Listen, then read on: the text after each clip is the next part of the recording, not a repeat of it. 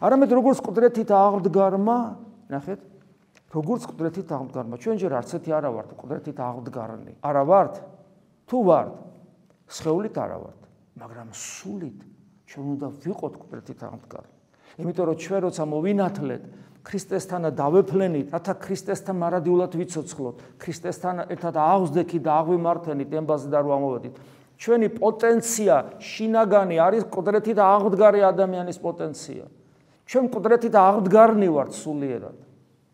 ჩვენ ახალი აღთქმის, სასופევლის მოქალაქენი ვართ. ამას ნიშნავს ეკლესია. ჩვენ ხო არა ვართ ხა ისეთი მორწმუნეები, რომელიც მარტო ბიბლიას კითხულობს და იმის იქით აღარ იყურება. ჩვენთვის ხო ეკლესია საკრალური ქრისტეს მისტიკური სხეულია. ეს ადამიანს, რომელიც არ არის მართლმადიდებელი, არ ესმის, ჩვენ ხშირად განგვიკითხავენ, რომ ხვდებიან, რას ვაკეთებთ ეკლესიაში ამდენი ხანი, რას ვდგავართ საათობით, რას ვაკეთებ, საერთოდ ვერ ხვდებიან.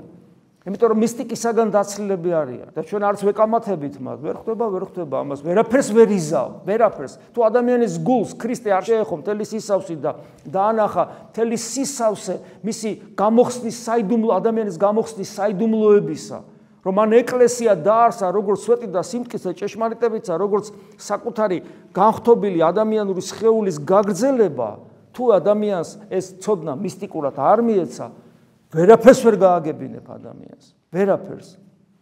თუმცა აქ ჩვენ გვაქვს ქართველებს გვაქვს ძალიან მნიშვნელოვანი რაღაც ესე ბონუსივით, როგორც სხვა სიტყვა რა გამოვიყენო უკაცრავად ამ ტექნიკური ტერმინისთვის, რომ ჩვენი წინაპრები კვდებოდნენ მართლმადიდებელი ეკლესიისთვის და თუ ოდნავ მაინც გული გითბება წინაპრების საფლავების მიმართ, ასე გულგრილად ვერ გადააგდებ მართლმადიდებლობას და ჯერ გამოიძიებ რა არის მართლმადიდებლობა. მე მახსოვს ერთ-ერთი სექტანტი იყო, რომელსაც ეგონა, რომ მთელი ჩვენი მსახურება იყო რაღაცა კერძმსახურება.